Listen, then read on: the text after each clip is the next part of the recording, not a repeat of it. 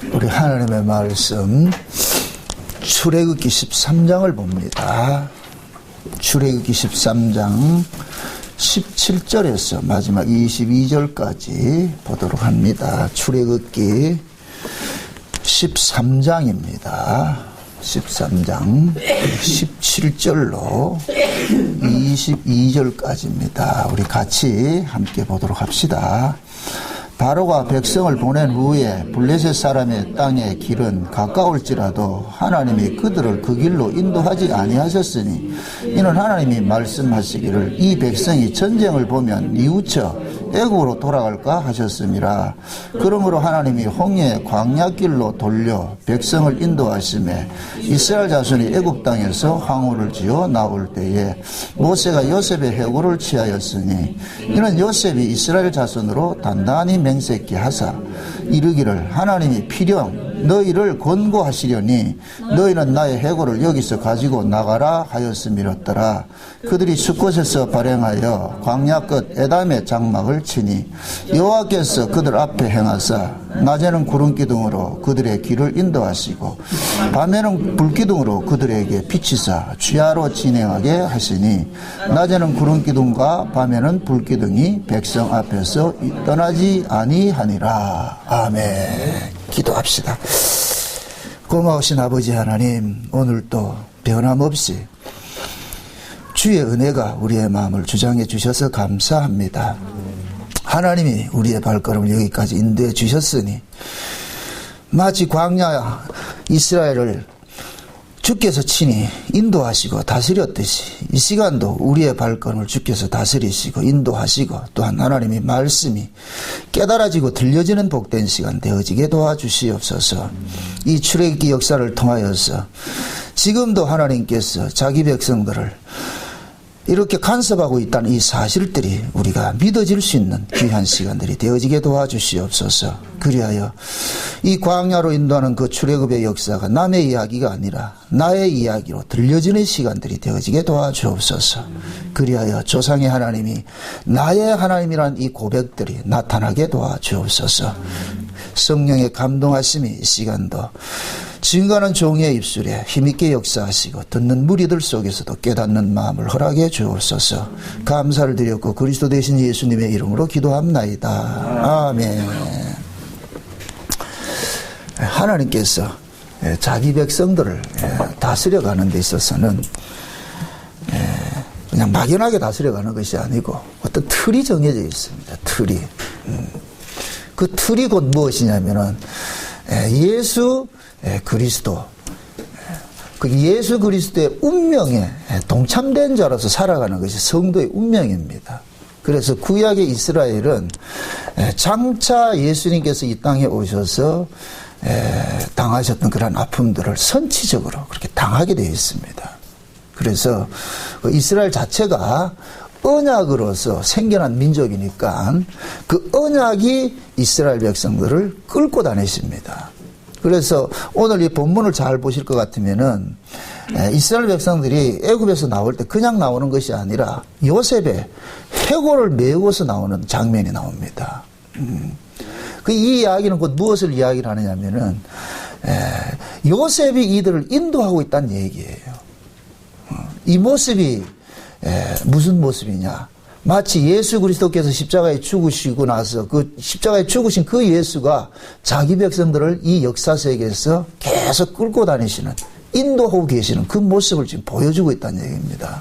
그래서 이스라엘은 애굽으로 내려간 것도 누구 때문에 내려갔냐? 요셉 때문에 내려갔어요.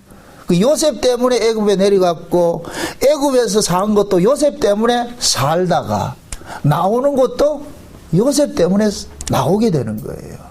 이건 곧 뭐와 같으냐면은 우리가 예수 그리스도로 말미암아서 우리는 이 땅에 왔어요. 예수 때문에 우리는 이 땅에 왔다는 거예요. 왜 그러냐면 우리 인생은 우리 인생이 아니고 예수님의 그 창세된 언약을 위하여서 보내심을 입은 인생들이기 때문에, 그래서 마치 이스라엘이 요셉 때문에 애굽에 내려갔듯이 우리는 예수님 때문에 이 세상으로 보내심을 입은 거예요. 그리고 우리는 이 땅에서 예수님 때문에 살다가 장차 예수님에 의해서 이 세상을 떠나게 되는 거예요. 그게 이 모습이 그 뭐냐, 구약에서는 이스라엘의 출애굽의 모습 속에 담아놨다는 얘기입니다. 담아놨다는 얘기. 그래서 요셉이 이 해골을 이렇게 메고 왔다는 게, 요셉이 창세기 50장에 올 것 같으면은 죽기 전에 그들에게, 자기 후손들에게 이야기를 합니다. 자기 형제들에게. 하나님께서 필경 너희들을 찾아와 가지고서 내 해골을 가지고 나가게 할 것이다. 그러니까 요셉은 미리 이제 백성들에게 이야기를 했잖아요. 자기 형제들에게 이야기를 했잖아요. 그 요셉이 죽고 난 이후에 이게 400년이, 어간 400년이 지난 후의 일이란 말이죠. 그러니까 400년이 지난 그 후에 지금 요셉이 예언했던 대로 하나님께서는 그 언약을 기억하사 지금 이스라엘을 찾아오셨단 말이에요. 찾아오셔가지고서 요셉의 해골을 앞세워서 이스라엘 백성들로 출애굽을 하게 하는 거예요. 그래서 여기서 말하는 이 해골이라는 이 말이 뭐냐면은, 그 뼈와 같은 이야기인데, 이 뼈라는 이 단어가 에젤이라는 단어를 썼는데, 아담이 하와를 보고서 이는 내 뼈 중에 뼈요 살 중에 살이로다 한 고백이 있죠. 그러니까 아담이 하와를 보고서 내 뼈 중에 뼈요, 이 얘기는 그 하와가 누구란 얘기예요? 자기 자신이란 얘기예요. 그러니까 지금 요셉의 해골을 지금 메고 나오잖아요. 그러면 이스라엘 백성들은 요셉의 운명과 연합이 돼서 지금 나오는 거예요. 아담이 마치 하와를 보고서 내 뼈 중에 뼈, 살 중에 살이라고 했듯이, 그러니까 요셉의 해골을 이들이 이스라엘이 지금 메고 오니까 그것은 곧 뭐냐, 지금 현재 이 이스라엘은 요셉의 생명과 연합이 된 자로서 지금 뭐 하느냐, 빠져나오는 거예요. 나오는 것이 되어버렸단 말이죠. 요셉은 누구를 상징하는 사람이에요? 예수님을 상징하는 사람이죠. 그죠? 예수님을 상징하는 사람이죠. 그러니까 그 예수님을 상징을 한다 할 것 같으면은 참 재미있는 그림이 있잖아요. 예수님께서 십자가에 죽으시고 무덤 속에 들어가셨다가 그 무덤이 곧 뭐냐면 요셉이 지금 시신으로 400년 동안 애굽에 이스라엘과 함께 한 거와 똑같은 거예요. 시신이 함께 했단 말이죠. 그런데 그 시신이 빠져나올 때 누가 빠져나오느냐? 이스라엘 전체가 딸려서 나오잖아요. 이건 예수님께서 십자가에 죽으시고 무덤 속에 들어가셔가지고서 부활을 하실 때 홀로 나오시는 것이 아니라 누구를 데리고 나왔어요?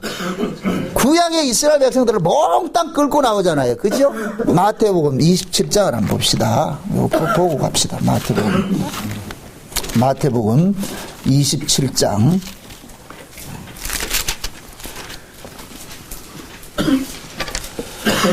27장 50절부터 봅시다. 50절부터 53절까지 같이 봅시다. 예수께서 다시 크게 소리 지르시고 영혼이 떠나시다. 이에 성소 휘장 위로부터 아래까지 찢어져 둘이 되고 땅이 진동하며 바위가 터지고 무덤들이 열리며 자던 성도의 몸이 많이 일어나되, 예수의 부활 후에 저희가 무덤에서 나와서 거룩한 성에 들어가 많은 사람에게 보이니라. 아멘. 지금 이 이야기는 곧 뭐냐면, 예수님께서 무덤 속에 들어간 것은 무덤 속에 있는 자기 백성들을 끄집어내기 위해서죠. 그러니까 무덤 속에 있는 자기 백성들은 구약의 이스라엘이에요. 그죠? 그럼 그들은 곧 누구를 쫓아서 지금 나오는 거예요? 예수님을 쫓아서 나오는 것이죠. 그 예수님을 쫓아서 나오는 것이 구약의 출애굽의 모습 속에는 뭐냐? 요셉의 해골을 쫓아가지고 이스라엘이 나오는 것과 똑같은 의미가 된다는 얘기입니다. 이해되죠? 네. 그러니까 지금 보세요. 요셉이 죽고 나가지고 시신이 400년 동안 그들과 함께 있었던 그 이유도 똑같은 거예요. 왜 야곱은 죽어가지고 장사 지낼 때 가나안에 가서 장사를 지냈는데 요셉은 왜 안 지내냐 말이에요. 총리인데 당연히 그렇게 지내야 되죠. 근데 요셉은 뭐라 그래요? 내 시신 가져가지 말고 너희들이 애굽에서 나갈 때 내 시신 가져가라 그러잖아요. 예. 그러니까 지금 뭐냐면은 하나님께서 지금 요셉을 통해 가지고서 이스라엘 백성들을 출애굽을 하는 이 사건들을 가지고서 신약에 지금 자기 백성들에게 지금 이야기를 해주는 거예요. 봐라, 너 요셉 이야기 알지? 그 요셉은 누구냐? 시편 105편을 올 것 같으면은 하나님께서 만대 언약하신 그 언약들을 이루어 가시는데 어떻게 이루어 가시냐? 아브라함에게 언약을 주시고 그것을 이삭과 야곱에게 언약을 하셨는데 그들이 언약이 무엇이냐? 하나님께서 이 땅에 큰 나라를, 자기 큰 나라를 이게 만들어가는 것인데, 그래서 하나님은 뭐냐, 요셉 한 사람을 앞서서 먼저 뭐하냐, 애굽으로 보내가지고서, 애굽으로 보내서 그 아브라함의 후손들, 야곱이라는 그 한 가족의 식솔들을 요셉이 있는 곳을 어떻게 합니까? 보내버리잖아요. 그죠? 보내버려. 그러니까, 야곱의 가족들이 애굽으로 내려간 것도 요셉이 끌어당긴 것과 똑같은 거예요. 만약 요셉이 없었으면 그들은 내려갈 이유가 없죠. 요셉이 그들을 끌어당겼단 말이죠. 그렇듯이 지금 하나님께서도 자기 백성들을 그렇게 간섭을 하신단 말이죠. 그래서 우리가 이 땅에서 살아가는 것도 우리를 위한 인생이 아니고 누구를 위한 인생을 사느냐, 예수 그리스도를 위한 인생을 살고 있잖아요. 그게 성도는 철저하게 누구와 연합이 됐느냐, 예수님과 연합된 자란 말이죠. 연합된 자. 왜 하나님께서 이스라엘 백성들을 애굽으로 끌고 갔느냐면은 애굽에서 이스라엘이 큰 민족이 되는 그 토양이 되기 때문에 그런 거예요. 이게 중요한데 왜 하나님께서는 이스라엘을 그냥 가나안 땅에서 이스라엘을 번성시키면 안 되냐 말이죠. 꼭 애굽이라는 곳에 가서 그렇게 번성을 시키냔 말이죠. 그것도 더군다나 그 애굽은 이스라엘 지금 어떠하는 민족이에요? 학대하는 민족이잖아요. 학대하는. 그러니까 이스라엘은 지금 학대 속에서 뭐가 된 거예요? 큰 민족이 돼버렸죠. 우리가 상식적으로 이야기를 할 때는 학대하는 것은 뭐합니까? 멸절시키기 위해서 학대를 하는 거잖아요. 그 세력을 꺾기 위해서 학대를 하는데 성경의 주장은 뭐냐? 이스라엘은 학대를 받을수록 더욱더 뭐 하더라? 번성하더라 그러잖아요. 이것은 곧 뭐냐? 하나님께서 일하시는 것을 그들을 통해서 보여주시는 거예요. 하나님은 창조주 하나님이세요. 창조주 하나님은 없음에서 있음으로 일하시는 분이에요. 죽음에서 생명으로 이끌어내시는 분이에요. 그래서 이스라엘 백성들을 죽음과 같은 그 도시에 보낸 거예요. 애굽이라는 이 도시는 죽음의 도시란 말이에요. 죄의 나라를 상징하기 때문에 죄 아래 가둬진 그들을 거기에서 하나님께서 뭐하냐, 이스라엘 백성들을 번성시키는 거예요. 번성시켜서 죄 아래 있던 자들을 끄집어내는 일을 하는 거예요. 이건 마치 예수 그리스도 안에서 한 민족이 형성이 되는데 그 민족이 어디에서 형성이 되느냐? 이 죄악된 세상에서 형성이 되는 거예요. 이 죄악된 세상에서. 그럼 이 죄악된 세상에서 예수 그리스도를 통한 한 민족, 하나님의 백성들이 만들어지는데 이 백성들은 반드시 무슨 방법으로 만들어져야 되느냐? 창조의 방법으로 만들어져야 되는데 그 창조의 방법이 어떤 방법이다? 죽은 것 같은 데서 살려내는 방법이죠. 이게 창세기 1장 2절 3절 이야기잖아요.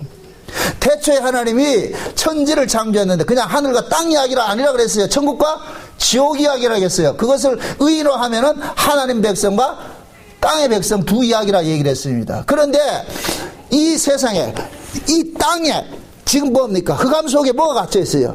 빛이 가둬져 있죠. 이게 원리적으로는 이게 이루어질 수 없는 일이에요. 빛이 들어갈 것 같으면 어둠은 달아나게 되어 있는데, 근데 성경은 그렇게 이야기를 하지 않고 어둠이 빛을 뭐 하고 있더라? 감싸고 있더라는 거예요. 어둠이 이걸 곧 뭐냐, 사망이 생명을 삼킨 것이라 그러는 거예요. 사망이 생명을 삼킨 것이라 그런단 말이죠. 그런데 하나님께서 그 어둠인 줄 알았는데 그 어둠 속에서, 흑암 속에서 무엇을 끄집어내느냐? 빛을 끄집어내더란 말이죠. 그게 꼭 뭐와 같으냐면 이 세상, 죽은 이 세상에 하나님의 백성들이 살고 있어요.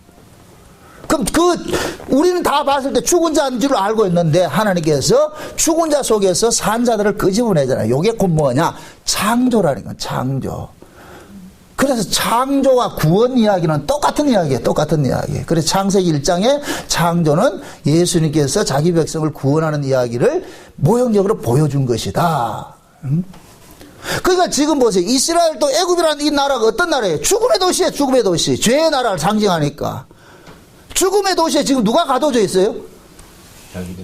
하나님의 백성들이 지금 가둬져 있는 거예요. 종노릇 한다는 얘기는, 학대받고 종노릇 한다는 얘기는 죽음이 지금 꽉 지배다 당하고 있다는 얘기예요. 죽음이 지배하고 있단 말이죠. 그럼 그 죽음에서는 이스라엘은 독자적으로 나올 수 있다 없다? 없죠. 그러면 하나님께서, 창조주 하나님께서 그들을 간섭을 해야 되는 거예요. 그럼 창조주는 어떤 식으로 일을 하신다?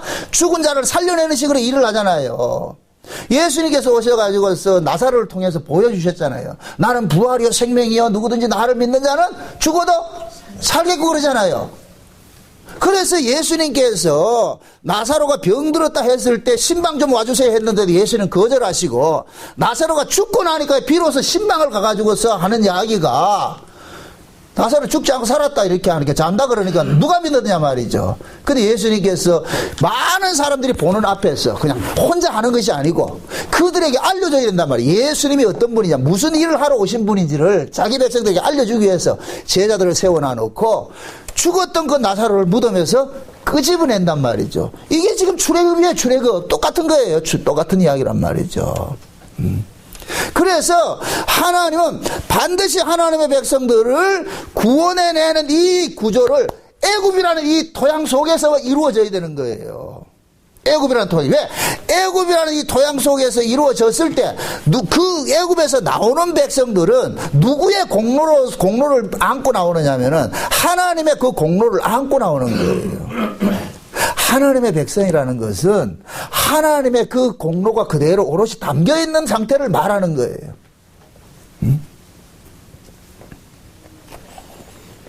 요셉은 자기 스스로 그게 됐어요? 애굽의 그 총리가 된 게 자기 능력으로 된 거예요? 아니죠. 종으로 팔려간 자가 애굽의 총리가 된다는 얘기는, 이거는 입지전적 이야기를 하는 것이 아니란 말이죠. 이건 불가능한 이야기예요. 근데 그 불가능한 이야기를 요셉이 총리되는 과정도 어떻게 총리가 됐어요? 꿈 하나 해몽자려가 총리가 됐잖아요. 꿈 때문에. 근데 그 꿈을 해몽해준 게 누가 해몽을 해줬어요? 요셉 스스로 고백할 때. 이 꿈은 내가 해몽하는 것이 아니라 누가 해몽한다? 하나님께서 해주신 것이라 그러잖아요. 그럼 결국 요셉은 누구 때문에 총리가 된 거예요? 하나님 때문에 됐잖아요. 그럼 또 그걸 역으로 이야기를 합니다. 요셉은 누구 때문에 그 애굽의 종으로 팔려갔어요? 하나님 때문에. 하나님이 애굽의 종으로 팔려가게 했다가 애굽의 총리를 만들었다가 애굽에서 이스라엘 백성들을 끄집어 내오는 이 모든 것들을 전부 누가 하느냐? 하나님께서 하시는 거예요. 그래서 우리가 지금 이 땅에서 이렇게 죄악된 세상에 와가지고서 우리가 예수 그리스도를 믿고 그 예수 그리스도를 믿으면서 누가 박수 쳐주는 것도 아니고, 응? 이 고난받아 살면서도 우리가 이 세상에서 낙심하지 않고 또 우리가 천국에 갈 것을 이렇게 소망 삼고 사는 것은 결국 우리의 인생을 누가 간섭하고 있기 때문에 그런 거예요? 하나님 간섭하고 있기 때문에 그렇단 말이죠. 응? 오늘 우리가 여기서 잘 봐야 되는 부분들이, 하나님께서 요셉의 해고를 앞세워 가지고서 이스라엘 백성들을 출애굽을 시킵니다. 출애굽을 시키는데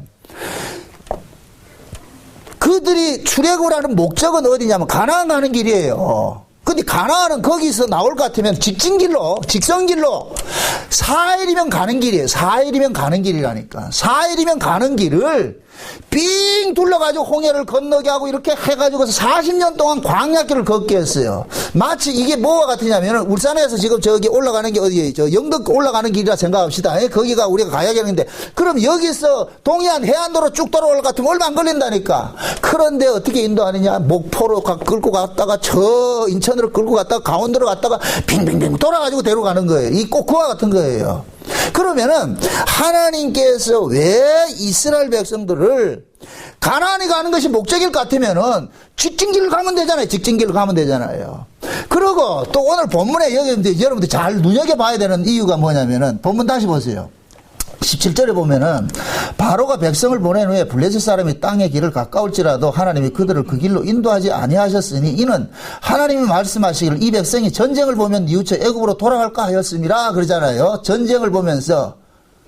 이 말이 좀 아이러니한 것이, 그럼 이스라엘 백성들은 광야에 나와서 전쟁 경험 안 했어요? 아말렉하고 전쟁하고 했잖아요. 근데 왜 블레셋 전쟁을 못 이겨요? 아니, 애굽에서 그 세상의 최고의 강한 왕이라고 하는 그 바로 왕을 재앙으로 해서 작사를 내신 하나님인데, 그 블레셋 전쟁이 뭐가 어렵다 그걸 못 하겠냐 말이죠. 근데 이 이야기는 뭐냐? 지금 이스라엘이 살던 이 고센 땅에서 가나안 땅까지 가는 길은 해안도로가 있어요. 해안도로. 이 해안도로는 뭐냐? 무역로예요. 무역로이기 때문에 그 도로를 쫓아갈 것 같으면 뭐냐면은 그 당시에 그 블레셋 땅을 그 지역을 블레셋이 차지를 하고 있었는데 그 블레셋은 철기 문화를 꽃피웠던 그런 도시예요. 그런 나라라니까. 이걸 우리는 철기 문화, 전쟁의 어떤 그런 개념으로 생각하지 말고 그 나라가 엄청나게 잘 사는 나라예요. 근데 이스라엘 백성들은 400년 동안 종살이 했잖아요. 종살이. 쉬운 얘기로 시골 촌뜨기 노릇하던 사람이 블레셋 그 철기 문화가 화려한 그 문화가 꼽혀 있는 그 동네로 옮겨놓을 것 같으면은 반드시 이들은 뭐 하느냐? 그 문화를 못 이기는 거예요. 이 말이 이해돼요? 시골에 사는 촌뜨기를 서울 갖다 놓을 것 같으면은 좋은 걸 본받는 것이 아니고 인간은 나쁜 것을 본받는다니까. 실제 이스라엘 백성들이 애굽에서 나와서 광야에서 모압 평지에서 어떻게 해요? 발람이 뭡니까? 이스라엘을 타락해 하기 위해서 어떻게 합니까? 모압 평지에다 누구를 해요? 모압 여자들 그 무희들을 풀어가지고 춤추게 하니까 이게 유흥문화라니까. 쉬운 얘기로. 그게 이스라엘 남자들이 어떻게 해요? 한눈에 훅 간다니까. 종살이 하던 사람들이 좋은 환경에 집어넣으면 이건 100% 뭐 하느냐? 타락하게 돼 있다니까. 그걸 못 이겨내는 거예요. 그래서 지금 여기에서 지금 말하는 것이 지금 여호와께서 지금 하나님께서 그들을 인도하는 것이 블레셋의 전쟁을 보면 뉘우쳐서 돌아갈까 이렇게 생각할까 하는데 이 전쟁이라는 그 단어 속에는 이게 뭐냐면은 무기라는 것도 담겨져 있고 그 전쟁이라는 뜻이 무기라는 뜻도 있고 많은 군중이라는 그런 뜻도 있어요. 같이 복합적으로 되어 있단 말이죠. 그러면 그 무기가 뭐냐? 지금식으로 우리식으로 말할 것 같으면 문화예요. 문화. 쉬운 얘기로. 그래서 이스라엘 백성들이 애굽에서 400년 동안 종살이 하던 사람들이 좋은 환경에 집어넣을 것 같으면은 이건 뭡니까? 결국 스스로가 거기서 주저앉아서 안 간다니까 이게.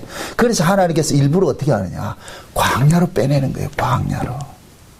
자, 하나님께서 이스라엘 백성들을 애굽에서 빼내는 것은 무엇을 하기 위함이다? 아브라함 언약을 이루기 위함인데 그 아브라함의 언약의 이 내용이 뭐예요? 이 백성이 이방에 계기돼 가지고 큰 민족을 형성해 가지고서 나올 것이 아브라함 언약이잖아요. 그죠? 큰 민족이 돼 가지고서. 그러면은 하나님께서 애굽이라는 이 나라는 이스라엘을 만드는 하나의 토양으로 사용을 했단 말이죠. 그럼 그 애굽이라는 나라는 어떤 나라라고 그랬어요? 이스라엘을 핍박한 나라였잖아요. 그렇죠? 그 핍박 속에서 이스라엘이 살아난 것은 이것은 하나님께서 그들을 함께 했기 때문에 그들이 살아날 수가 있었던 거예요. 그러면 거기에서 이렇게 출애굽을 하는 이 사람들도 반드시 뭐와 같으냐? 그 애굽에서 큰 민족이 이루어졌던 그러한 그 모습의 환경 속으로 다시 집어넣어야 돼요. 그래서 이스라엘 백성들이 애굽에서 나온 자들을 광야로 끄집어 놓는 거예요. 광야로.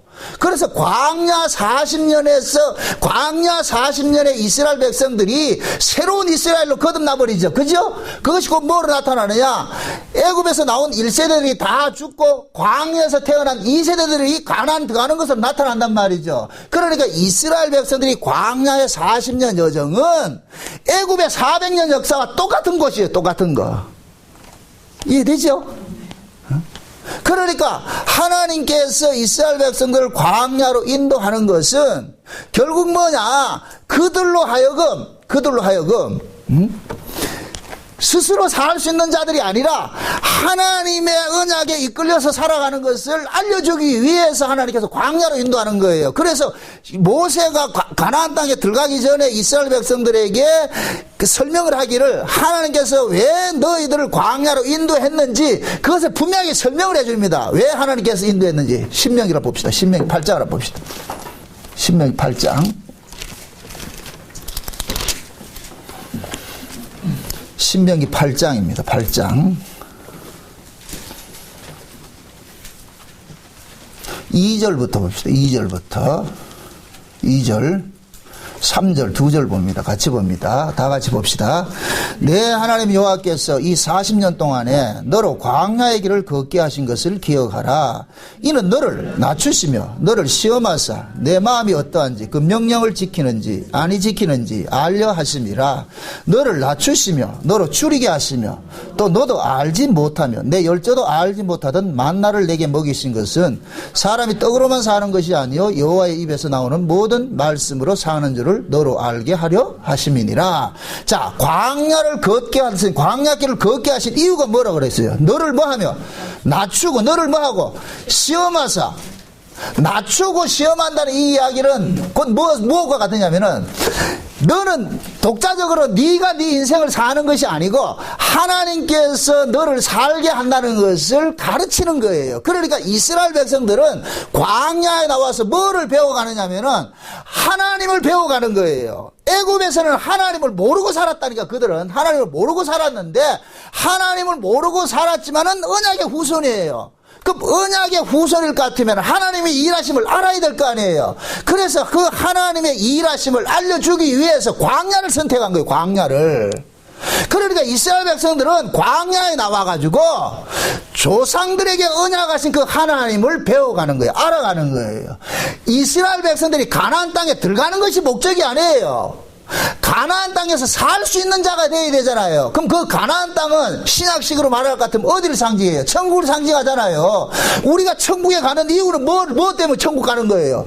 그 은혜의 영광을 세세토록 찬미하기 위해서 가는 거잖아요. 그럼 그 하나님의 그 은혜와 영광을 세세토록 찬미가 되려면은 우리가 이 땅에서 하나님 앞에 감사할 수밖에 없는 그 구조 속에 우리가 놓여져 있어야 된다니까. 왜 하나님이 우리를 예수 믿자 말자 천국 데려가 안 가냐 말이죠. 예수 믿지 말자 천국 데려가면 이 고생 안 할 거 아니에요. 그럼 감사가 나올까 안 나올까요? 안 나와요. 찬송이 안 된다니까. 그래서 항상 하나님께서는 역설적으로 일을 하시는데 천국을 설명하기 위해서 뭐를 깔았다? 지옥을 바탕에 깔았다 그랬어요. 지옥을 바탕에 깔았단 말이죠. 그래서 이스라엘 백성들은 애굽에서는 자기 힘으로 농사를 짓고 살았는데 가나안 땅은 지 힘으로 농사 짓는 것이 아니고 공짜로 사는데요. 공짜로. 그냥 하나님이 먹이시는 땅이란 말이죠. 그러니까 하나님이 공짜로 먹이시는 땅을 설명하기 위해서 이쪽에는 죽도록 지가 고생하면서 사는 땅에 하나님께서 두신 거예요. 이 말이 이해돼요?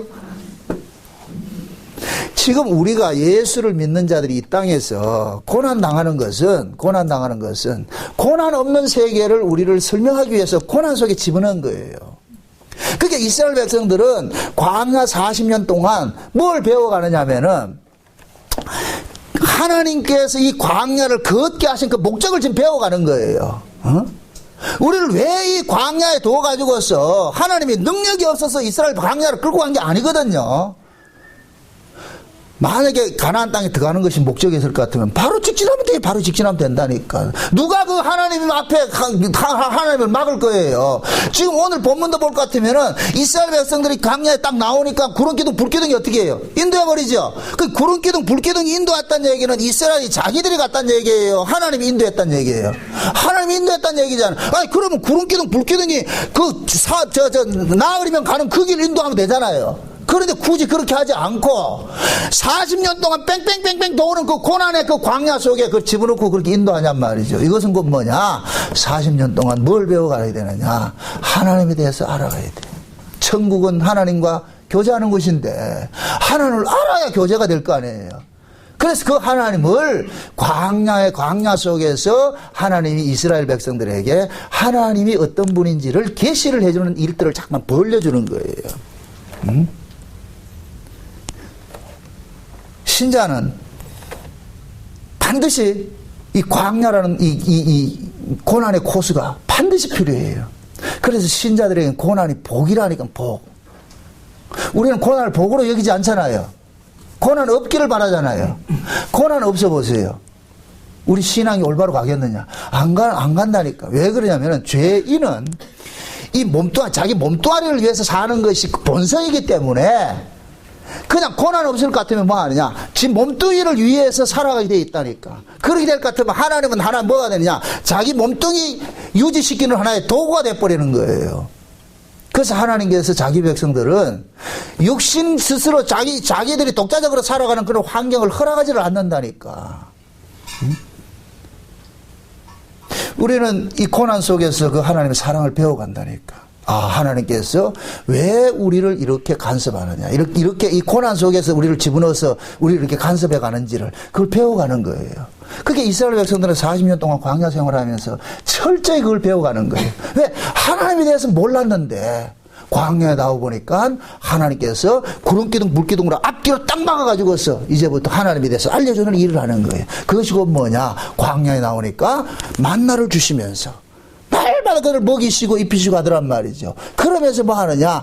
율법을 주시고 말씀을 주셔가지고 그들을 군역하고 하더란 말이죠. 이건 결국 뭐냐? 아, 이스라엘이 이 땅에 살아가는 존재의 의미가 뭐냐? 자기 몸뚱이를 위해서 하는 것이 아니라 하나님의 언약을 이루기 위해서 살아가는 존재구나. 이걸 배워가는 거예요. 그거를 이 신명기에서 뭐냐? 사람이 떡으로 사는 것이 아니라 하나님의 말씀으로 산다 그러는 거예요. 말씀으로. 그게 말씀으로 산다는 얘기는 말씀 먹으면 산다 이 얘기가 아니고 언약을 위해서 너희들이 존재한다는 걸 하나님께서 깨닫게 해주는 거예요. 지금 우리 인생도 마찬가지예요. 왜 여러분들이 우리 인생이 예수를 믿어서 이 땅에서 좀 화려하게 잘 풀리질 않느냐 말이죠. 예수 믿고 화려하게 잘 풀릴 것 같으면 그것이 곧 뭐냐? 이스라엘이 철기 문명이 발달되어 있는 그 블레셋 길로 갈 것 같으면 거기에 필연적으로 타락하기 때문에 하나님께서 막아버리는 거예요. 응? 하나님 뭐 아까워서 안 주는 게 아니고 여러분들이 자녀를 키울 때 그 아이가 돈의 가치를 알 때 돈을 줘야지 그 아이가 올바로 가잖아요.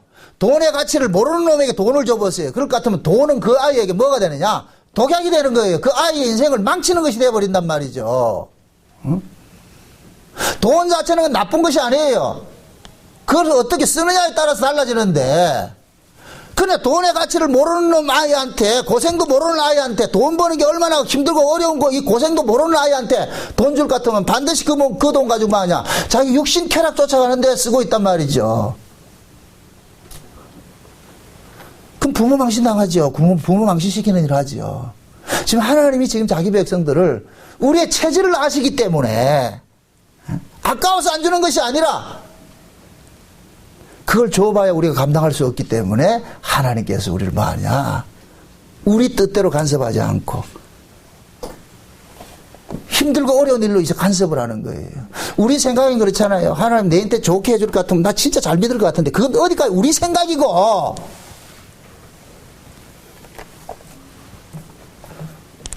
아이들이 꼭 그러잖아요. 나 간섭하지 않아도 내가 혼자 잘하는데 그렇게 잘하는 애들이 있어요? 인간은 그렇지 않아요. 한 아이가 훌륭하게 큰 배경에는 반드시 그 아이를 훌륭하게 만든 누가 있어요? 부모가 있다니까 부모가. 근데 세상에서는 그 부모는 감춰버리고 성공한 아이만 이렇게 드러내버리잖아요. 그러나 그 부모를 통해서 자라난 그 아이일 것 같으면 그 아이는 부모의 공을 안다니까. 내가 이렇게 된 것은 내가 된 것이 아니라 우리 부모님의 헌신 때문에 됐다는 걸 안다니까.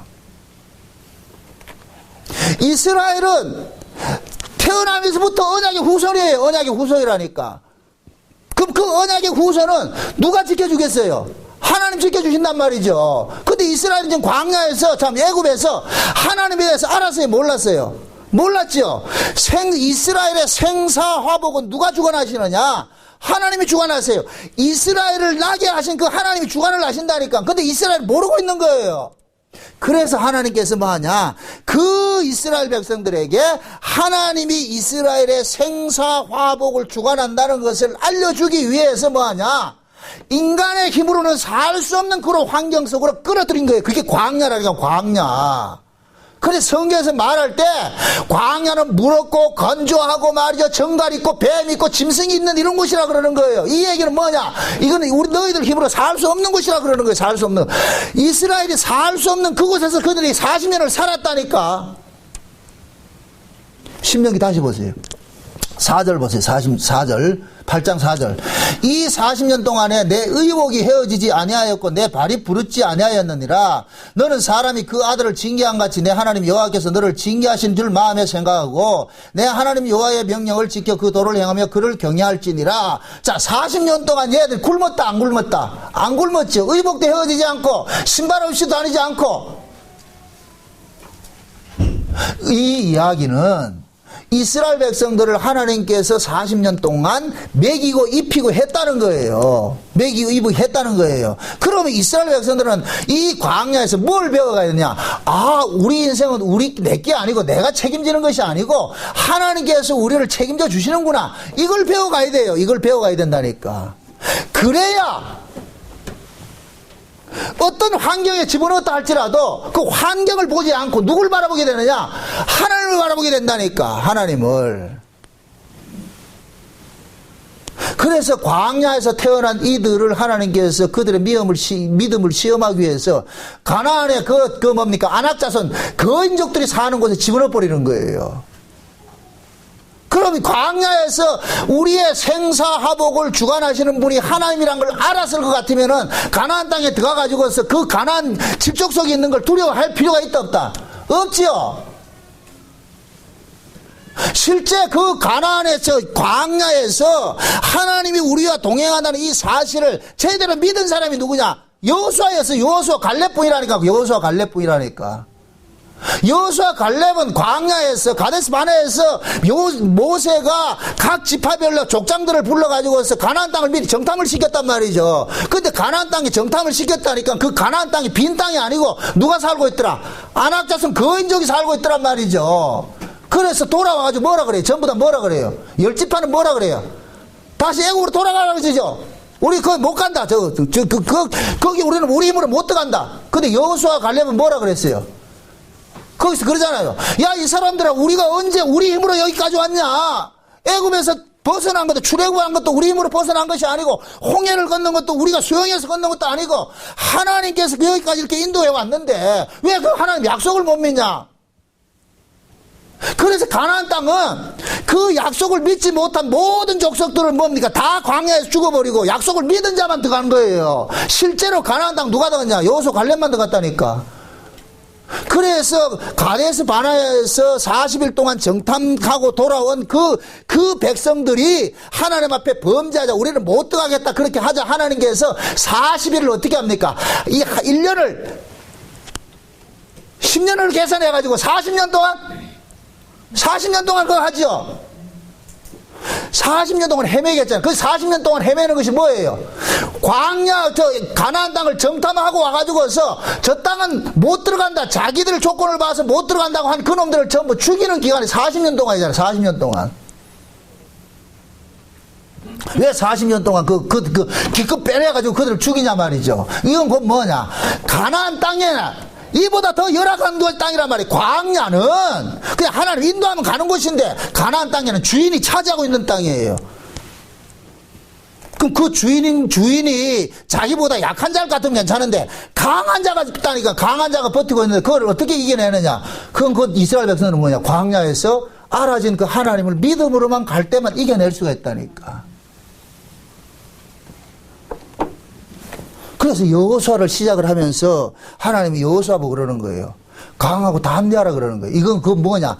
저 조건 보지 마, 저 환경 보지 말고 누구 믿으라? 하나님 믿으라는 거, 하나님 믿으라는 거. 그래서 제가 늘 그 얘기 하잖아요.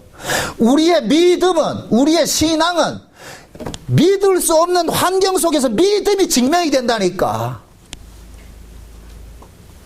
다 예수를 믿고 고난받고 핍박받으면 예수를 떠나야 되는 것이 정상적인 이치예요. 그런데 핍박을 받고 고난을 받아도 예수를 떠나지 않고 쫓아간다는 이 얘기는, 이 실력이 우리 실력이다, 하나님 은혜다. 하나님 은혜인 거예요.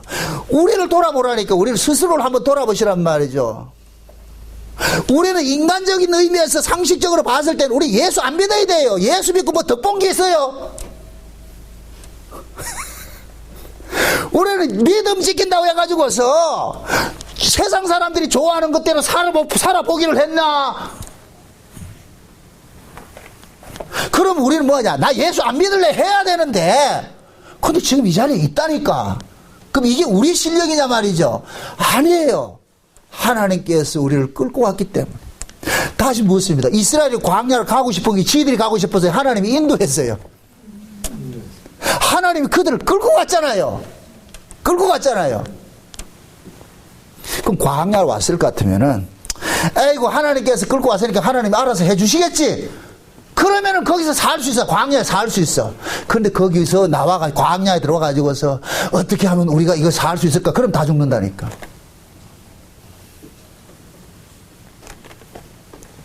우리는 언약에 의해서 이 땅에 왔고, 언약을 이루기 위해서 이 땅에 살아가고 있고, 언약에 의해서 우리는 장차 천국에 올라가게 되어 있어요. 그럼 우리로 살게 하는 것이 곧 뭐냐? 언약이라니까, 언약. 이스라엘 백성들이 애굽에서 사람이 나와, 애굽에 내려간 것도 언약에 의해서 내려갔고, 종살이 한 것도 언약에 의해서 종살이 했고, 그들을 출애굽을 한 것도 언약에 의해서 출애굽을 한 거예요. 그래서 하나님은 광야에 나와가지고 빼내놔 놓고 뭐 하느냐? 언약으로 일하시는 하나님을 이스라엘 백성들 앞에 계시를 해주는 거예요. 그럼 이스라엘 백성들은 광야에 나와가지고서 언약으로 일하시는 하나님을 만나고 배워야죠. 야곱이 아버지 집에서 장자권의 축복을 받고 나가지고서 야곱은 장자권의 축복을 받은 목적은 뭐냐? 아버지 집에서 장자로 살고자 함이었어요. 그런데 장자의 축복을 받고 나니까 어떻게 돼요? 집에서 쫓겨나는 신세가 되어버렸잖아요. 쫓겨나는 신세가 되어가지고 어떻게 합니까? 광야로 빠져나왔잖아요. 광야로 도망왔잖아요. 그 베델 광야에서 밤에 돌베개 잡으니까 누가 찾아와요? 하나님 찾아오잖아요. 하나님 찾아오잖아요. 하나님이 찾아와서 하는 이야기가 아브라함의 하나님이요, 이삭의 하나님이요, 야곱의 하나님, 조상의 하나님으로 얘기를 한 거예요. 그게 야곱이 거기서 무슨 고백을 하느냐? 우리 조상의 하나님이 나의 하나님이 되어버렸어요, 이제. 그 하나님께서 야곱을 광야 집에서 쫓겨나게 한 것은 뭐냐? 이제 네가 만난 그 하나님, 너를 간섭하는 그 하나님을 하나님께서 알려주는 거예요. 그래서 하나님께서 야곱에 그러는 거예요. 네가 어디를 가든지 내가 너와 함께 뭐 한다? 동행한다 그러잖아요. 동행한다. 내가 너와 함께 지켜주겠다 그러잖아요.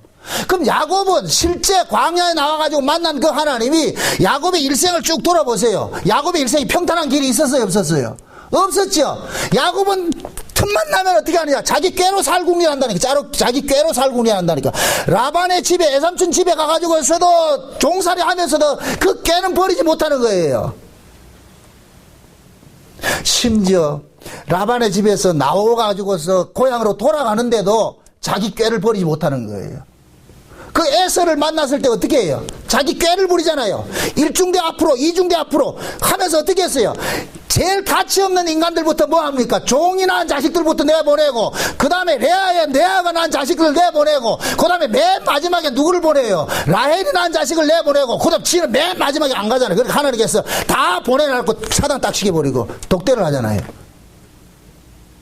왜 그렇게 했어요? 야곱은 다른 쟤들은 다 죽어도 지는 살아야 되겠다는 거예요. 지는 살아야 되겠다. 그런데 지는 살아야 되겠다는 그를 하나님이 찾아와가지고 어떻게 해야 합니까?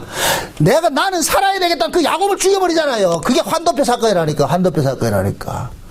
야곱을 그렇게 죽여놔놓고 이스라엘로 만들어버려요.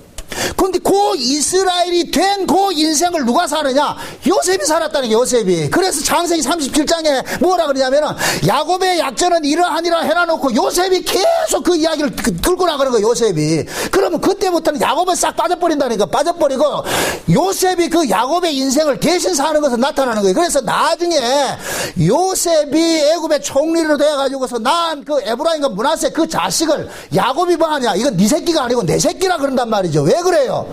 요셉은 요셉의 인생을 산 것이 아니라 누구 인생을 살았기 때문에? 야곱의 인생을 살았기 때문에. 야곱의 인생을 살았기 때문에. 그럼 그 야곱의 인생이 어디에서 형성이 되느냐? 베델 광야에서 하나님께서 찾아온 인생이 형성된다니까. 그래서 하나님께서는 그 야곱에게 베델 광야에서 내가 어디를 가든지 너와 함께 한다, 이것을 약속을 했어요. 그러면은 어디에 가든지 너와 함께 한다는 이 하나님의 일하심이 가장 잘 드러나는 것이 무엇이냐? 고난 속에서 야곱이 망하지 않고 살아나는 것에 되어 있어. 왜 그러냐? 그 야곱을 간섭하는 하나님은 창조주 하나님이시기 때문에 창조의 방법으로 야곱을 간섭하는 거예요. 이해돼요? 그래서 야곱이 죽을 환경에 처했는데도 죽지 않고 계속 오뚜기처럼 살아나는 거예요. 오뚜기처럼. 그 야곱의 후손이 애굽에 내려가가지고 400년 동안 살았다니까. 그럼 이스라엘 백성들도 마찬가지예요. 죽어야 되는데 죽지 않고 오뚜기처럼 또 살아나야 돼. 왜? 야곱을 간섭하셨던 그 하나님이 지금 그 야곱의 후손들 이스라엘을 간섭하고 있잖아요. 그래서 이들을 어떻게 하느냐? 문화가 꼽힌 그 블레셋 길로 인도하지 않고 전혀 인간들이 살 수 없는 광야길로 인도해 놔놓고 거기서부터 어떻게 하느냐? 앞뒤로 딱 가로막고 나가 하나님께서 지금 간섭하기 시작하는 거예요. 그럼 이스라엘 백성들은 그 광야에서 뭘 배워야 되느냐? 아, 우리 인생은 우리가 살아가는 것이 아니라 하나님에 의해서 우리는 끌려가는 인생이구나. 그거 배우면 돼요. 그렇게 끌려가는 인생이라는 것을 광야에서 배워진 자들이 가나안 땅에 들어가서 뭐 하느냐? 세세토록 찬미하는 것이 되는 거예요. 하나님의 그 구조자죠. 시나리오가 그렇게 되어 있단 말이죠. 그걸 지금 우리에게 이렇게 해보잔 말이죠.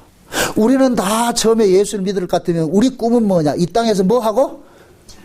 그렇죠. 이 땅에서 부귀영화 누리고 성공해서 잘 살고 싶은 것이 우리의 꿈이어서 우리는 다 그 꿈을 이루기 위해서 예수를 믿는다니까. 우리는 그 꿈을 여러분들 버린 적이 있습니까? 아니라니까.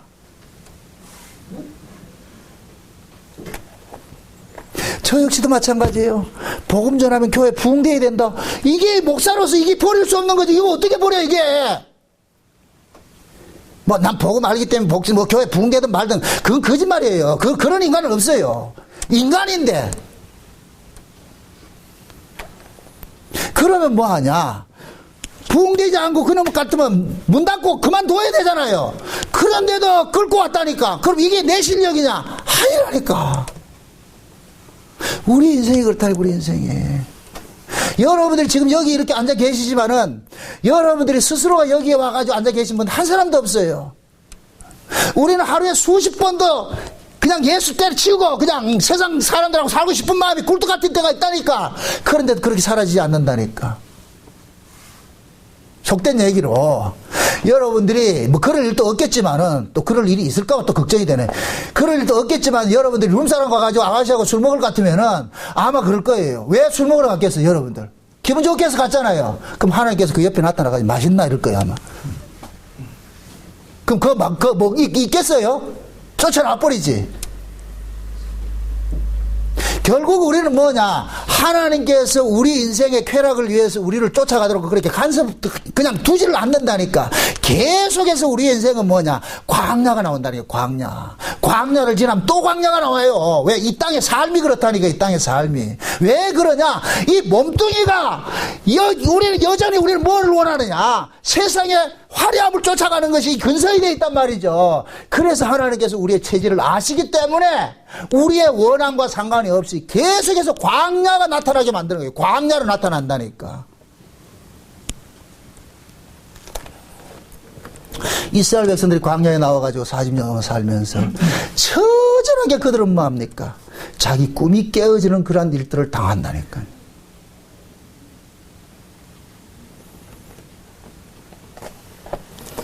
만약에 이스라엘 백성들이 애굽에서 출애굽을 할 때에 하나님께서 그 10가지 재앙을 통해 가지고서 강하신 하나님이란 걸 보여주지 않을 것 같으면 이스라엘 안 따라 나옵니다. 그럼 그들은 그 10가지 재앙을 통해서 뭘 배우느냐? 아, 저분 따라갈 것 같으면 우리 팔자가 피겠구나 해서 따라 나왔는데, 그런데 하나님께서 뭐 하냐? 날 이용해서 팔자 피고자 하는 그것이 곧 뭐냐? 죄이기 때문에, 거기 애굽에서 난 자들의 습성이기 때문에 그걸 광야에서 뽑아내는 일을 하는 거예요. 뽑아내는 일을 하는 거예요. 그러면서 뭐 하느냐? 스스로 농사도 짓지 못하게 하는 거예요. 내가 주는 대로 먹어. 맛있니 맛없니 따지지 말고 주는 대로 쳐먹어. 그게 우리 인생이니까. 그래서 신자에게는 모든 것이 합력해서 뭐를 이루어간다? 선을 이루어간다 그러죠. 선을 이루어간다고. 그러고 지금 보세요. 광야에 딱 나오니까 구름기둥, 불기둥이 딱 나타나죠. 자, 이 구름기둥, 불기둥도 이것도 다양한 해석들이 많은데 저는 그렇게 생각을 해요. 지금 하나님께서 이스라엘을 지금 다루어가는 것이, 이 이스라엘이 어디에서 태어난 놈들이에요? 애굽에서 나온 놈들이죠. 순종 잘한다 안 한다? 안 하죠. 광야에서 그걸 보여줬어요. 그죠? 광야에서 10번이나 하나님을 거역했다. 이 얘기는 10번 거역을 누가 했어요? 바로가 했잖아요. 그럼 바로는 하나님을 10번 거역했다. 어떻게 됐어요? 죽어버렸죠. 그럼 이스라엘도 당연히 죽임 당해야 되잖아요. 근데 왜 이스라엘은 죽지 않고 살아납니까? 하나님께서 이스라엘을 언약으로 다스리기 때문에, 바로는 비언약 백성이고 언약으로 다스리기 때문에 바로같이 똑같은 10번 거역했을지라도 하나님께서는 그들을 뭐하냐? 징계를 할지라도 멸망시키지 않는 거예요. 그래서 광야에서 징계, 그것을 하나의 징계로 보시라고. 징계로. 신자들이 예수를 믿고 나가지고 이 땅에서 온전하게 살지 못해요. 우리는 몸뚱이를 가고 있기 때문에 온전하게 못 살아요. 그럼 온전하게 못 산다고 해서 하나님께서 잘라내냐? 그건 없단 말이죠. 왜 그러냐? 우리의 구원 자체가 행위 구원이 아니라니까. 애초부터 무슨 구원이냐?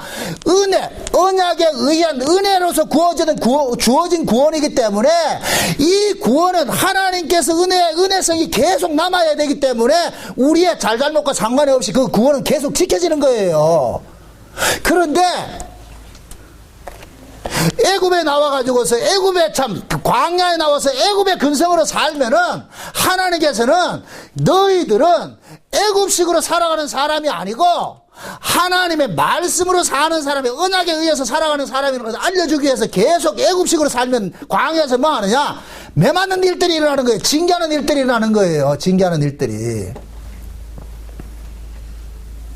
그래서 하나님께서 구름기둥, 불기둥으로 그들을 간섭하는 거예요. 시편 23편을 볼 것 같으면은 여호와는 나의 목자시니 하면서 뭐예요? 목자가 두 가지 들고 있는 게 있어요. 뭘 들고 있어요? 지팡이와 막대기죠. 지팡이와 막대기란 말이죠. 어? 그렇다고 해서 뭡니까? 지팡이하고 막대기가 두 개란 얘기 아니에요. 구름기둥, 불기둥이 두 개란 얘기 아니에요. 낮에는 구름기둥이고 밤에는 불기둥이에요. 이건 곧 뭐냐? 하나님께서 이스라엘 백성들을 간섭을 하는데 은혜와 법으로 간섭을 하는 거예요. 은혜로 적용할 때는 하나님께서 그들을 은혜로, 이게 뭡니까? 진리 안에 거할 땐 그들을 은혜를 줘서 거하는데, 밤이라는 것은 타락을 상징한다니까. 불순종을 상징한단 말이죠. 그러면 뭐가 동원이 되느냐? 징계가 동원이 돼요. 그래서 모세 언약은 순종하면 복을 받고 불순종하면 매맞는 것이 되어 있다니까. 이게 언약이라니까. 언약. 지금 이해돼요? 우리는 언약 이렇게 생각할 것 같으면 모든 것이 잘 되는 것이 언약이라고 생각하는데, 무조건 하나님이 사랑해주는 게 언약이 생각하는데, 사랑에는 두 가지 속성이 있다니까. 안아주는 것도 있고 버려지는 것도 있다니까. 이해되죠? 그건 여러분들 자녀를 키울 때 가장 잘 알아요. 이게 모세 언약이라니까. 순종하면 복받고 불순종하면 저주받는다. 그래서 거기서 말하는 이 저주는 이스라엘에 잘라지는 저주가 아니고 매맞는 저주란 말이야. 매맞는 저주. 이해되죠? 그래서 히브리서 12장에 그러잖아요. 징계가 없는 자는 사생아라 그러잖아요. 그럼 참아들은 징계가 있다 없다? 있죠. 그럼 애굽에서 빠져나온 자들이 하나님의 참아들이에요 아니에요? 아들들이죠. 빠져나올 때 뭐라 그랬어요? 이들은 내 뭐이다? 장자라 그랬잖아. 장자. 그러니까 하나님께서 어떻게 하냐? 아들로 간섭한단 말이죠. 아들로 간섭하는 것이 뭐냐? 낮에는 구름기둥으로, 밤에는 불기둥으로. 물론 밤이라는 그 의미는 하나님께서 그 어둠 속에서, 죄악된 속에서 그들을 감싸주고 지켜주시고 보호해주는 의미가 있어요. 그러나 이것을 언약적인 관점에서 봤을 때 뭐 하느냐? 은혜와 법으로 보란 말이에요. 은혜와 법으로. 왜? 하나님은 지금도 자기 백성들 은혜와 법으로 다스려가요. 법으로. 여기에서 말하는 이 법은 우리를 잘라내는 법이 아니고, 말 안 들으면 매맞는다는 법이라니까. 매맞는다는 법. 그래서 이스라엘 백성들이 광야 40년 동안 늘 매맞는 역사들이 일어나는 거예요. 매맞는 역사들이. 응? 매출하기 줘놔놓고 뭐라 그래요? 하나님께서 주는 대로 처먹지 않고 그걸 달라 한다 가지고 기껏 줘놓고 어떻게 합니까? 죽여버리잖아요.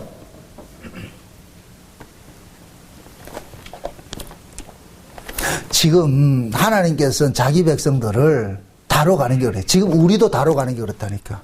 한쪽 손에는 막대기, 한쪽 손에는 지팡이라니까.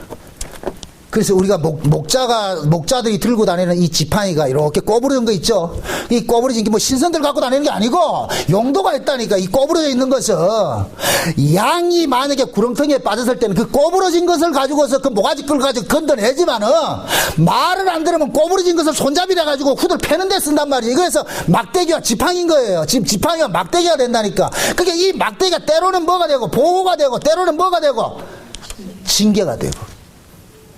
하나님의 언약이 때로는 우리에게는 보호로 다가오고 때로는 우리에게 뭐로 다가오고? 징계로 다가오고. 그렇습니다. 이스라엘 백성들이 광야에 나와가지고 왜 하나님께서 왜 징계합니까? 하나님의 새끼니까 징계를 하지. 응?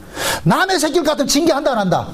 안 하지요. 안 하지요. 내 새끼이기 때문에 징계하는 거예요. 이스라엘 속에는 뭐가 담겨 있느냐? 하나님의 자존심이 담겨 있다니까. 하나님의 이름이 담겨 있다니까. 하나님의 이름이. 그래서 하나님께서 어떻게 하냐? 그들을 하나님의 이름을 위하여서 어떻게 하냐? 간섭해 가는 거예요. 시편 23편에 그러잖아요. 자기 이름을 위하여 의의 길을 인도한다 그러잖아요. 자기 이름을 위하여. 그래서 하나님은 이스라엘 백성들을 광야에서 언약의 방식으로 철저히 간섭해 가는 거예요. 그럼 이스라엘 백성들은 광야에 나와가지고서 뭐 해야 되느냐? 구름기둥, 불기둥 인도받으면서 뭐 하냐? 아, 우리 인생은 철저하게 하나님의 그 언약에 의해서 끌려가는 인생이라는 이 사실을 배워가는 거예요. 배워간다니까. 지금 저와 여러분들도 이 험한 세상 속에 그냥 두었습니다. 왜 하나님께서 우리를 평탄한 길로 인도 안 하시고 이렇게 어렵고 힘든 길을 인도하느냐? 이 어렵고 힘든 길을 통하여서 뭘 배워가느냐? 아, 내가 마땅히 버려지고 내가 마땅히 하나님을 떠나고 내가 예수를 안 믿겠다 이렇게 세상으로 나아가야 되는 그것이 정상인데 그럼에도 그렇지 못하고 우리가 여기까지 이렇게 불려온 것은 결국 뭐냐? 우리 인생은 하나님께서 우리 인생을 지금 간섭하고 있기 때문에 내 인생이 지금 여기까지 와 있구나 이걸 깨달으라는 거예요. 그걸 깨닫게 하기 위해서 우리를 자꾸만 우리 원하는 대로 우리를 인생 간섭하지 않는다니까. 그러니까 앞으로 여러분들이 세상 살면서 여러분 뜻대로 인생이 사라지지 않는다고 해가지고 낙심하지 마시고 아 이것이 결국 뭐냐 내 뜻대로 안 사라지는 인생이 정상이에요. 정상. 성령이 왜 우리 가운데 오셨겠어요? 이제부터는 내가 너희들을 간섭한다는 증거거든. 간섭한다는 증거. 그래서 성령이 날마다 우리 안에서 뭐하냐 육신의 소욕과 성령의 소욕이 서로 싸우는 그런 일들을 벌리는 거예요. 그래서 우리는 뭡니까? 출애굽을 한 이 이스라엘 백성들을 블레셋 길로 인도하지 않고 광야 길로 인도하면서 구름기둥, 불기둥이 그들을 딱 이렇게 감싸고 있는 이 모습을 통해 가지고서 뭘 깨달아야 되느냐? 아, 하나님께서 우리 인생은 우리 독자적으로 홀로 살아가게 하는 것이 아니라 하나님께서 우리의 전후를 두셔 가지고서 우리 인생을 간섭해 가고 있다는 이 사실을 깨달으시고 이것이 깨달아지면 여러분들이 어떤 환경으로 인하여서 여러분들 낙심할 일이 없어요. 환경으로 인해서 넘어질 일이 없다니까. 네, 그 환경 속에서도 하나님은 늘 우리와 함께 한다는 이 사실들을 그거 우리가 배워가야 된다니까. 사람이 제일 힘들 때가 뭐냐? 우리는 자꾸만 주변의 환경을 보고서 내가 낙심을 한다니까. 주변의 환경을 보면서. 그럼 그 주변 환경이 화려할 것 같으면 우리는 그 주변 환경, 화려함으로 우리는 위로를 받고, 주변 환경이 열악하면 열악함 때문에 낙심을 한단 말이죠. 이거는 신자가 살아가는 자세가 아니거든요. 하나님께서는 신자들에게 요구하는 건 뭐예요? 주변 환경이 어떠하든지 그건 관심 갖지 말고, 넌 나만 보라는 거예요. 나만 보라는 거예요. 하나님을 바라볼 때 우리는 낙심하자. 환경과 상관이 없이 꿋꿋하게 살 수가 있는데, 하나님을 놓치는 순간 우리는 뭐냐? 마치 베드로가 주님을 봤을 때 바다도 걸었는데 주님이 보이지 않고 바람이 보이면 환경이 보이면 우리는 바다에 빠질 수밖에 없어요. 그 환경 때문에. 그러니까 여러분들이 세상 살면서 어떤 환경 때문에 낙심하지 마시고 이런 환경조차도 누가 조성했다? 하나님이 조성했다. 하나님을 바라보라고 이렇게 환경을 조성했구나 생각을 하시고 그 환경 속에서 주님만 바라볼 것 같으면은 우리 넉넉히 이겨내요. 이겨내신다니까. 애굽에서 끄집어내신 분이 하나님이신데 왜 가다가 광야에서 나 너희들 못 데려가겠다고 팽개치겠냐 말이죠. 데려가세요. 염려하지 마시고. 일을 시작하시니까 여호와시니까 그 일을 끝까지 성취해내십니다. 예수님께서 우리를 위해서 제 십자가에 죽으셨는데, 그러면은 그 십자가에 죽으신 그 예수님께서 그 죽음이 헛되지 않기 위해서라도 저와 여러분들 반드시 뭐 하냐? 간섭해내세요. 끝까지 그의 나라까지 인도해 내신다니까. 그러니까 우리는 그 믿음으로 살면 돼요. 아, 내가 이 땅에 사는 것은 내 힘으로 사는 것이 아니라 예수 그리스도 그 안에서, 예수 그리스도의 그 은혜 안에서 우리가 살고 있구나. 이 사실을 깨달으시고 그 주님만 한번 바라보면서 사시기를 주의 이름으로 축원드립니다. 기도합시다. 아버지 하나님 감사합니다. 세상의 환경이 아무리 열악하고 힘들고 고통스러운 일이 닥친다 할지라도 그것 때문에 낙심하지 말게 하시고 나를 여기까지 인도해 오신 그 하나님을 바라보며 살게 도와주시옵소서. 그리하여서 이 험한 세상, 남아있는 이 인생 환경 때문에 넘어지지 말고 어떤 환경 속에서도 주님 한번 바라보면서 감사하며 살 수 있도록 도와주시옵소서. 예수님의 이름으로 기도합니다. 아멘.